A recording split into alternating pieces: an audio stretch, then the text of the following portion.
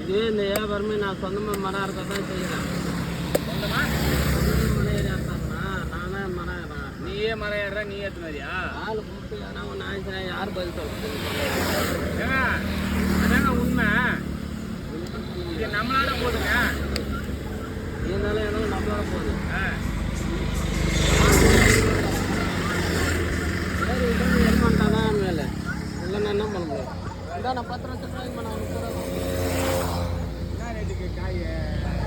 30 ரூபா போட்டு தந்தேன். என்ன ரேட்டு?